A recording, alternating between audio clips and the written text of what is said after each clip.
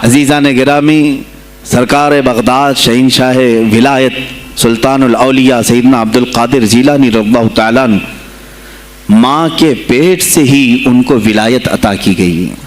یہ وہ اولیاء میں سے ہیں جن کا پیدائشی اللہ تعالیٰ نے منتخب فرمایا ہے. بلکہ جس وقت آپ کی ولادت ہوئی، یہ شعبان کا آخری دن، اور آپ کی والدہ ماجدہ کے بطن سے آپ اس عمر میں پیدا ہوئے جب عورتوں میں اولاد کی امید ختم ہو چکی ہوتی. آپ کی ماں کی عمر 60 سال کی تھی جب آپ پیدا ہوئے.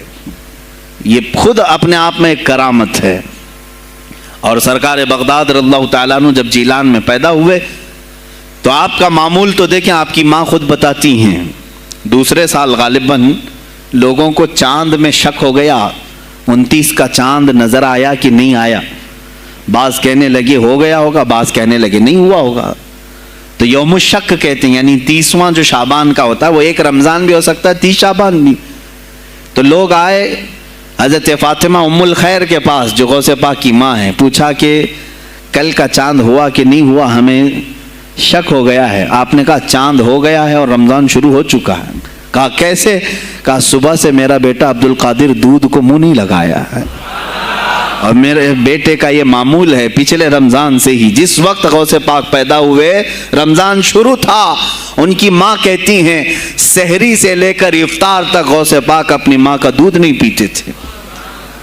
یہ بچپنے میں ماں کی گود میں روزے کا آپ کے اوپر کوئی مکلف نہیں تھے، آپ احکام شریعت ابھی آپ کے اوپر لاگو نہیں تھے، لیکن اللہ کا ایک ولی آتا ہے تو وہ نظام خدا قائم کرنے کے لیے آتا ہے. آج میں اسی پر گفتگو کرنا چاہوں گا. اللہ کے اولیاء ظاہر کیوں ہوئے دنیا میں اور کیوں آتے ہیں؟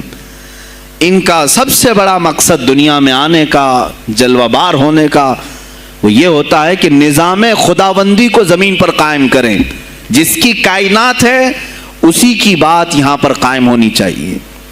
اب یہ باتیں وقت کے ساتھ گزرتی جاتی ہیں اور لوگ بھول جاتے ہیں.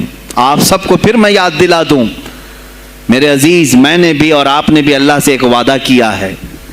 ہماری روحوں نے اللہ سے وعدہ کیا ہے. جب اللہ تعالیٰ نے ہمیں پیدا بھی نہیں کیا تھا، اس وقت ہماری روحوں کو بلا کر اس نے ایک وعدہ لیا، الست بربکم، کیا میں تمہارا رب نہیں ہوں؟ میں تمہارا مالک اور خالق نہیں ہوں؟ تو سب کی روحوں نے کہا تھا قالوا بلا وربنا، کیوں نہیں مولا، تو ہی تو ہمارا رب ہے. رب تعالیٰ نے فرمایا کیا تم اسی وعدے پر برقرار رہو گے دنیا میں جانے کے بعد؟ سب نے کہا تھا ہم وعدہ کرتے ہیں مولا اسی پر باقی رہیں گے. یہاں آنے کے بعد کتنے وہ لوگ ہیں جو اس کی ربوبیت کا اقرار کرتے ہوئے اس کائنات میں صرف اس کے گن گاتے ہیں. کفار و مشرکین تو وعدہ خلاف ہیں، توڑ دیے، انہوں نے اللہ کے علاوہ کسی اور کو خدا بنا لیا. لیکن تم نے اللہ اکبر تو کہا، زبان سے تو تم نے تسلیم کیا، لیکن تمہارا رہن سہن یہ بتاتا ہے کہ تمہارا مالک کوئی اور ہے. کسی اور کو راضی کرنے میں لگے ہوئے ہو، کسی اور کی دریوزہ گیری کر رہے ہو، کسی اور کی خوشامدی میں کھڑے ہوئے ہو. درباروں کے آستانوں کے دروازوں پر تمہارا کھڑا ہونا گھنٹوں پر کسی کو راضی کرنے کے لیے، یہ تمہارا عمل بتاتا ہے کہ تم نے رب اعلیٰ کو اکبر نہیں سمجھا. وعدہ تو تمہاری روحوں نے کیا تھا کہ تیرے سوا کسی کو ہم حاکم نہیں تسلیم کریں گے، حاکم اعلیٰ صرف اللہ ہے. اولیاء کاملین یہی بات یاد دلانے کے لیے آتے ہیں، پھر تمہیں یہ یاد دلانے کے لیے آتے ہیں. اور جس شان سے وہ دنیا میں آتے ہیں، بچپن سے ہی ان کے حالات ایسے ہوتے ہیں کہ شریعت طاہرہ کی پابندی ان کے ہر قول و عمل میں نظر آتی ہے، ہر قول و عمل میں. اس لیے کہ ہم جس کی زمین پر ہیں اور جس کی آسمان کے نیچے ہیں، بات ہوگی تو صرف اسی کی ہوگی، بات ہوگی تو صرف اسی کی ہوگی. مجھے ایک بات یاد آتی ہے، سرکار مفتی اعظم ہند رحمۃ اللہ تعالیٰ علیہ، آپ کے سامنے کوئی صاحب تقریر کر رہے تھے، یہ زمین سب کی ہے، ان کی بھی ہے، ان کی بھی ہے، ان کی بھی ہے. آپ نے کہا چپ رہو، زمین اللہ کی ہے اور صرف اللہ کا نام ہو. یہ سب کی ہمت نہیں بولنے کی.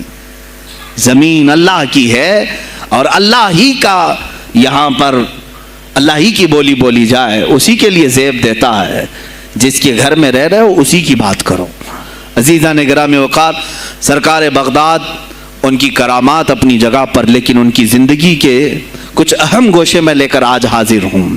آج ہمارے حالات کے اعتبار سے بھی ضرورت ہے اس کی. جب آپ پروان چڑھتے رہے اپنی ماں کی گود میں، بہت جلدی آپ کے والد گرامی کا انتقال ہو گیا. آپ سے خود پوچھا گیا تھا غوث پاک سے آپ کی جوانی میں، یا جب آپ کا شہرہ بغداد میں بہت ہو گیا تب پوچھا گیا تھا آپ کو اپنے ولی ہونے کا احساس کب ہوا؟ غوث پاک سے ہی پوچھا گیا تھا آپ کو کب پتا چلا اللہ نے آپ کو ولایت کا یہ مقام عطا کیا؟ آپ فرماتے ہیں جب میں 10 سال کا تھا، مدرسے جاتا تھا تو غیب سے ایک آواز آتی تھی، افصحوا فی المجالس لولی اللہ. غیب سے آواز آتی تھی، اے لوگوں مجلس میں جگہ چھوڑ دو، اللہ کا ولی آ رہا ہے. یہ آواز صرف میں نہیں، میرے استاد بھی سنتے، وہاں بیٹھے شاگرد بھی سنتے، اور سب کھڑے ہوتے تھے، جگہ دیتے تھے. غوث پاک فرماتے ہیں جب ہر بار مجھے یہ آواز آنے لگی تب مجھے احساس ہوا کہ اللہ تعالیٰ نے مجھے ولایت کا تاج پہنایا ہے. پھر آپ کو لہو و لعب میں، کھیل کود میں نہیں رکھا گیا. فرماتے ہیں ایک بار میں صرف ایک گائے کی پونچھ پکڑنے کی کوشش کر رہا تھا، گائے پلٹ گئی، فصیح عربی میں کہنے لگی الہذا خلقت ام بہذا امرت یا عبد القادر، اے عبد القادر کیا تجھے اسی کام کے لیے پیدا کیا گیا، یا تجھے اللہ نے اس کام کا حکم دیا کہ میری پونچھ پکڑے؟ غوث پاک فرماتے ہیں میں چونک گیا کہ ایک جانور مجھ سے عربی میں بات کر رہا ہے.